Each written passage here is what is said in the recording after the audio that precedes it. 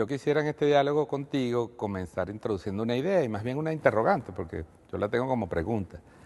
¿Por qué los medios de comunicación social, hoy hablamos también del Internet, las redes sociales en general, se han vuelto tan importantes y a veces uno piensa incluso más importantes que los propios hechos, que la propia sociedad que pretenden reportar?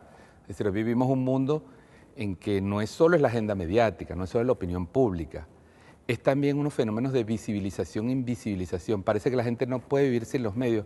¿Por qué crees tú que son tan importantes para vivir hoy los medios de comunicación? Bueno, fíjate que en el caso venezolano yo retrocedería hacia lo que sucedió a finales de los 80 y toda la década de los 90, que es una década que yo siempre defino como la década donde se nos quebraron las credibilidades y las legitimidades. Fue aquel momento en que dejamos de creer en los partidos del estatus, en los líderes políticos, la quiebra bancaria, quiebra valorativa, de manera entonces que todo eso a finales de los 80 y los 90 los medios fueron asumiendo sin querer queriendo el rol de partidos políticos y en un país que había perdido las credibilidades, nada era legítimo para uno. Y ahí los medios fueron horadando y tomando ese papel tan preponderante. Luego, bueno, todo lo que es el Caracazo, etcétera, etcétera, la aparición de Chávez en el año 92, el triunfo de Chávez. Y Chávez, yo creo que de alguna manera con sus grandes habilidades comunicacionales politizó la polarización económica que ya existía. Yo creo que el mismo Chávez nos llevó al terreno comunicacional, un poco por su estilo de comunicarse con el país. Y luego viene el 11, 12 y 13 de abril. En el 11, 12 y 13 de abril los medios privados demostraron el poder que tenían y el Estado venezolano creo que cayó en cuenta que era un débil actor comunicacional. Yo creo que todos esos elementos explican el rol de los medios hoy día en Venezuela, pero además está sucediendo en el mundo, no es solo ese fenómeno aquí. Comparto tu análisis en el sentido en que los sucesos de finales del siglo pasado abrieron un espacio y además apareció un actor político comunicacional de mucho peso que marcó la agenda política y también de alguna manera transformó la forma en que nos relacionamos con los medios. Y hoy podemos decir que los medios de un lado y otro juegan un rol político decisivo. Pero esto no es un fenómeno solamente de Venezuela. Yo creo que hoy estamos viviendo en el mundo una situación en la cual los medios han adquirido un peso fundamental. Ya no solo son las correas de transmisión de la ideología o de formación de la opinión pública, que lo siguen siendo, sin duda alguna. Yo creo que hay una articulación hoy de un dispositivo globalizado muy poderoso, una concentración de la propiedad y del poder de emisión como nunca hemos visto en la historia. Prácticamente es la misma industria de la información, es la industria del entretenimiento. Además, con un elemento adicional que me gustaría explorar contigo, que es que hoy la información está siendo usada como un elemento para la guerra simbólica. Yo creo que ese es un elemento que es mundial, como tú lo señalas, pero que yo quisiera destacar que en el caso venezolano hay como una gran conciencia de que eso está sucediendo y está sucediendo en este momento y en la región latinoamericana.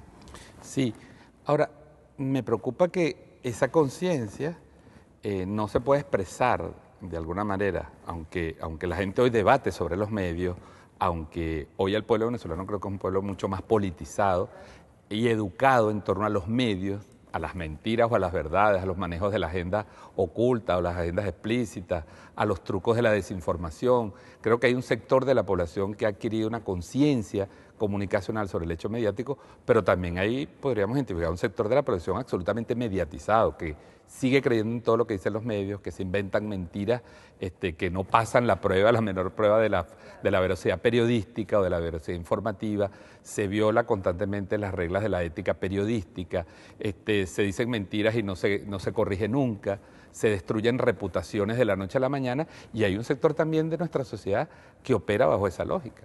Total y absolutamente. Yo diría que las fronteras éticas son laxas, ya no tenemos claro cuáles son las fronteras éticas. En eso que tú estás señalando, las redes sociales han jugado o juegan un papel importantísimo. Por las redes sociales los rumores circulan abiertamente, sin tapujos éticos, las mentiras, las falacias, todo eso transcurre por las redes sociales. Yo diría que los medios se están como que cuidando más por esa esa formación política que tú señalas del venezolano y la venezolana, entonces uno está como muy consciente y muy alerta.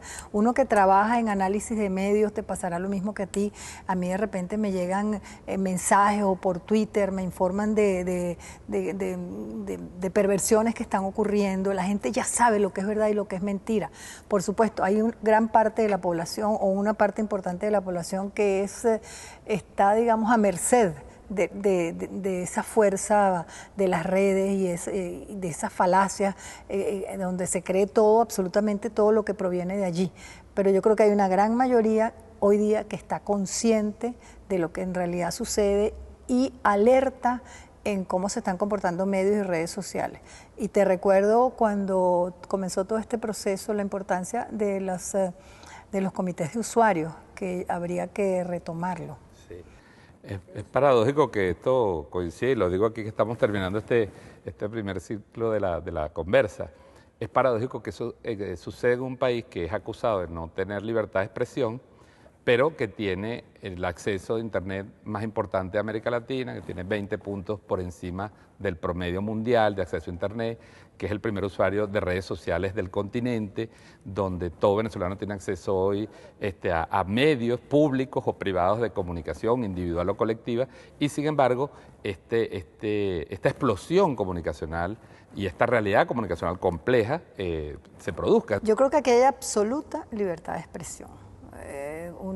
Yo que hago observación y análisis de medios, puedo corroborar y constatar que hay libertad de expresión y que siempre digo que la libertad de expresión que existe aquí cae ya en anarquía, en una anarquía informativa, en una anarquía de expresión. Yo los medios privados hago como una suerte de calificación, donde hay medios privados radicales de oposición, que son medios que están hay un destape político comunicacional absoluto como aquel destape español, y tú aquí cuando algún extranjero viene y lo entrevista a uno y lo primero que te pregunta, yo le digo, mire lo que están diciendo aquí en este canal de televisión, y se quedan sorprendidos de que eso pase y no pasa nada, no se persigue a nadie por lo que dice.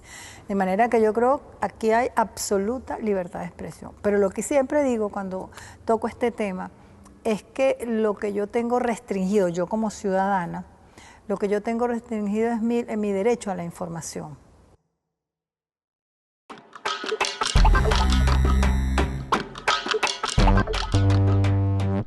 Aquellas personas además que están absolutamente, o aquella población polarizada, radicalizada, hacen lo que yo he denominado un anclaje. ¿Qué llamo yo anclaje? Tiran su ancla en aquel grupo de medios que le reseñan la verdad en la que yo quiero creer. Eso es lo que yo quiero creer. Eso es en realidad lo que yo creo y quiero creer que está pasando en Venezuela. Entonces, o sea, que es un fenómeno más allá de lo mediático, es también un fenómeno cultural. Cultural. Entonces yo me informo solo en este lado y yo me informo solo en este lado. Sin embargo, hay algunos medios privados que han tomado una posición más analítica, como menos apasionadamente política, porque hay una pasión política en el país en este momento. Entonces son medios que construyen la noticia, a veces contrastando dos fuentes, son trabajos como más, yo diría más científicos de alguna manera. Hay alguna que otra excepción en el país, que son medios privados. Yo te diría que es difícil leer o analizar el tema de la libertad de expresión sin pasar por la clásica relación entre medios y poder. Claro. Medios es poder, información es poder. El propio Bolívar decía, el periodismo es la artillería del pensamiento, y lo usó como un arma política para la independencia del país. Así que la relación entre medios y poder. En Venezuela lo que percibo en este momento es un realineamiento, un reagrupamiento de los grupos económicos detrás de medios de comunicación con una característica diferente al 2002, que en el 2002 fue un poco más transparente ese alineamiento y ahora hay una opacidad, es decir, hay un ocultamiento de los intereses económicos y políticos detrás de esas líneas editoriales, y que sí, ciertamente, es verdad que muchos editores de un lado y de otro o periodistas comparten la línea editorial, pero al mismo tiempo hay detrás como un fenómeno oculto, una suerte de titiritero que está manejando una estrategia absolutamente agresiva y que va dirigida a enloquecer a la población. Yo siento que hay una histeria colectiva que encuentra en los medios de comunicación el principal punto de empuje, ¿no? Aprovechando ciertamente problemas como los temas alimentarios, los temas de escasez. Sin duda alguna, la preocupación de la gente se vuelca sobre su supervivencia, sus métodos de supervivencia. Si a eso le agrega un elemento de permanente en la publicidad, en la información, en el entretenimiento incluso, entonces tienes una sociedad muy mediatizada, muy neurotizada, pero que no entiende bien quién está detrás de esa estrategia. Y yo creo que eso le está haciendo un terrible daño, digamos, a la tranquilidad, a la paz de Venezuela. Bueno, yo estoy absolutamente de acuerdo contigo. Yo creo que los medios también están jugando un rol no solamente informativo, sino un rol, como tú dices, neurotizador de la sociedad, pero creo además que eso no es una estrategia nacional, que eso es una estrategia internacional. Mira, lo está viviendo toda la región, lo estamos viendo en Argentina, lo estamos viendo en Ecuador, lo estamos viendo en Bolivia. Oye, está clarísimo en Brasil ahorita. De manera entonces que eso es yo diría que un movimiento casi que mundial de ese poder inmenso que han ido adquiriendo las corporaciones mediáticas y que tienen su mirada puesta en la región latinoamericana y en lo que se ha llamado los modelos progresistas. Inclusive han acuñado una teoría de que es el fin, o que es el fin del ciclo del progresismo en América Latina, y eso se ha comprado. Claro. Y es fundamental recuperar el control sobre los medios de información de una sociedad, porque al final es recuperar el control cultural, el control político, el control ideológico sobre la sociedad, que se abrió paso en Bolivia, en Venezuela, en Ecuador, en Argentina, con las características de cada país. En el propio Brasil ha habido un proceso de democratización, ha habido incluso procesos de leyes constituyentes, nueva institucionalidad que al menos ha cuestionado, no digo que ha transformado, pero al menos ha cuestionado el modelo dominante norte-sur en temas comunicacionales. A mí me preocupa que yo veo a las élites venezolanas y las élites mediáticas en calidad de socio menor de estas grandes corporaciones. Creo que en Venezuela están operando, las grandes corporaciones están dirigiendo eso que Naomi Klein llama la doctrina del shock, es decir, producir un choque cultural que haga estallar a la gente y que produzca una rebelión contra el sistema político, pero que termine en un proceso de deconstrucción del Estado, de asalto al Estado por parte de las élites y al final un proceso de transferencia de lo público hacia lo privado. Y creo que los medios juegan un rol ahí central. Estoy absolutamente de acuerdo contigo, pero retomo algo que dijiste en el segmento anterior, la madurez política de gran parte del pueblo venezolano. Yo creo que es ahorita una fuerza que puede frenar eso, porque yo creo que hay absoluta conciencia que eso está sucediendo. El pueblo, creo que gran parte de la población politizada, comprometida con un proceso, comprometida con un proyecto, está absolutamente clara de eso que tú estás diciendo. O sea, que no es una población en su 100% inerme ante esto que está sucediendo. Yo creo que aquí hicimos un recorrido increíble y maravilloso en cuanto a lo que es el poder de los medios, el poder de las corporaciones mediáticas. Gran parte de la población venezolana está absolutamente consciente de eso. Ahora, tenemos las herramientas como ciudadanía, como ciudadanos comunes y corrientes, tenemos las herramientas. Las tenemos para entender lo que está pasando, pero tenemos las herramientas para defendernos de lo que está pasando. Yo creo que ya tú rescatabas que aquí se ha construido un modelo, se ha empezado la construcción que recupera los derechos de la comunicación del ciudadano. La construcción de un modelo público de comunicación que incluye, que además es incluyente porque incluye a los medios comunitarios y a las opciones de comunicación comunitaria. Eso hay que valorarlo como positivo, más allá de las críticas que podemos tener sobre su desempeño puntual, ¿no? Y los errores que se han cometido en esa estrategia. Entonces, ahí hay una trinchera que defender, que es lo público, que como vemos en Argentina y en otros países viene por esta avanzada de la derecha en desmontaje. Incluso aquí en Venezuela ya hay proyectos legislativos para empezar a desmontar el sistema público de comunicación, para limitar los derechos de expresión del propio presidente de la República e incluso la entrega de las concesiones radioeléctricas al sector privado, etcétera, etcétera, e incluso a los medios comunitarios. Luego hay una autocrítica que creo que es válida, porque creo que la mediatización de la política en exceso, así como ha generado conciencia, también ha generado una ficción. Hay que creer que lo que no está en los medios no está sucediendo. Y a veces desde los medios de la izquierda, populares, también se cree en esa ficción, ¿no? Si no salió en un canal del Estado. Tú le preguntas, ¿dónde lo leíste? ¿Dónde lo viste? Sí, no, pero eso le llegó y, porque salió en algún medio. Sí. E invisibilizamos a la vez procesos muy importantes en la base social, en la base popular, que están construyendo otro modelo. Yo de ahí elaboraría mi primera propuesta. Creo que nosotros tenemos el objetivo desde la izquierda de repensar el modelo comunicacional dirigiéndonos y regresándonos a las bases, lo que tú decías, el acceso a la buena información, al buen periodismo, al periodismo crítico. Nosotros creo que la crítica puede ayudar a construir una mejor revolución. No es la ausencia de crítica la que hace una mejor gestión, es la crítica que alumbra, pero que también dice hacia dónde se pueden corregir. Y por último, yo diría también ahí que hay que desengañarnos de la cultura mediática, es decir, no todo es medio, creo que tenemos que ir hacia los contenidos, es decir, creo que hay que generar una política de producción masiva de imaginario, de contenido popular, histórico, cultural, asociado a lo nuestro. Creo que es muy importante la autoestima, recuperar el valor de la autoestima como un instrumento de autoestima del pueblo que le permita también enfrentar estas arremetidas mediáticas.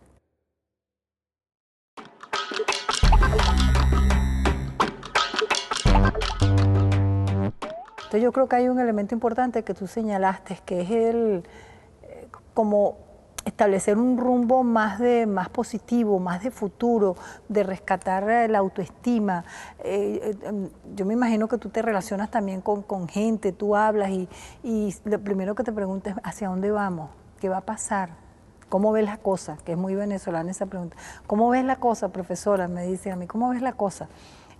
Y a veces uno, bueno, difícil contesta uno, pero yo creo que hay un elemento que hay que hacer un trabajo de reconstrucción, de rescate.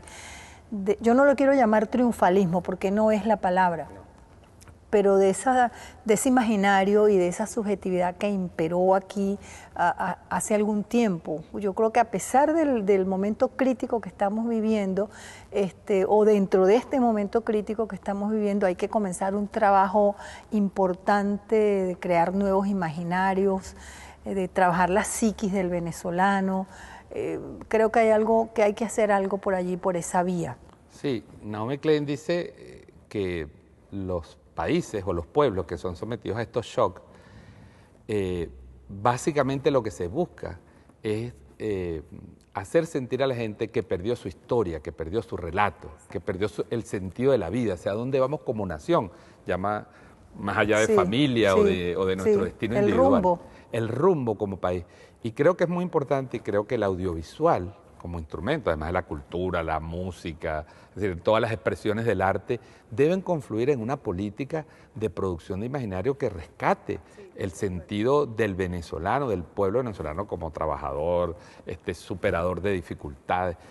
Y creo que eso tiene que estar articulado, por supuesto, con una estrategia de medios, pero que no mueren los medios, porque lo que quiero insistir con esta idea es que a veces creemos solamente que lo que está en los medios. Aquí hay procesos, Mary Klein, en la base social de construcción de comunas, de construcción de pequeños procesos productivos, de articulación de redes sociales, de redes de apoyo. Aquí hay una red de solidaridad, se están construyendo redes de trueques, redes de pequeños productores. Que se están dando. Que se están dando y están conformando una nueva realidad, pero a veces no tienen la visibilidad y la gente no percibe que eso está pasando porque está anclada en ese paradigma del caos y de la incertidumbre, ¿no? Bueno, porque es que yo creo que además estamos... sin querer queriendo, estamos atrapados en la coyuntura nos ha atrapado, o sea, este es el momento así que estamos intentando, que nos han hecho entender que estamos sobreviviendo, intentando sobrevivir, entonces nos hemos perdido yo lo voy a llamar la batalla mínima. Nos hemos perdido en la batalla mínima y de alguna manera eso te hace la batalla cotidiana. Eso hace que se pierda a lo mejor el norte de un proceso, que ya no se vea el futuro de un proceso, porque la batalla es a muerte prácticamente, es ahora o nunca. Entonces yo creo que todos esos elementos que forman, que son como de lo microscópico, el microcosmos que existe aquí, eso habría que rescatarlo, que presentarlo. Y no solo como una realidad objetivada por la lógica oficial. Exacto, porque hay además acciones que son espontáneas. No se ha arado en el mar. El venezolano entiende que tiene que trabajar en la base, que tiene que trabajar articulado. Y hay muchas acciones que son espontáneas, que han ido surgiendo, que son maravillosas, que hay que rescatar y que hay que integrar. Yo creo que hay que empezar a generar una estrategia comunicacional de futuro, que no se pierda en la coyuntura actual. Y yo agregaría este elemento, ¿no? Citando un poco a Humberto Eco, cuando Humberto Eco dice, bueno, no se puede criticar a los medios sino desde dentro de los medios. Es decir, nadie está diciendo que hay que abandonar la lucha mediática. La lucha mediática es esencial, la batalla de las ideas que el comandante Chávez siempre citaba. Y el desmontaje de las mentiras es fundamental. Pero el desmontaje de las mentiras no articula, no presenta al país una visión de futuro. Entonces hay que combinar y hay que profundizar y sin duda ese trabajo de desmontar y de denunciar las mentiras con un trabajo que construya un imaginario de felicidad, un imaginario de bienestar, que si bien alguna realidad te la puede golpear en estos momentos, porque los indicadores económicos, las propias realidades, tú puedes descubrir que existe. Yo hace unos días estaba en un pueblo de Mérida llamado La Zulita y yo decía, es lo más cercano que he visto en estos 16 años de revolución a lo que puede ser un modelo socialista funcionando, un pueblo donde no hay bachaqueros, donde se controla el bachaquerismo con la organización popular, sí, entre otras cosas, ¿no? Un pueblo muy culto, con una gran tradición cultural.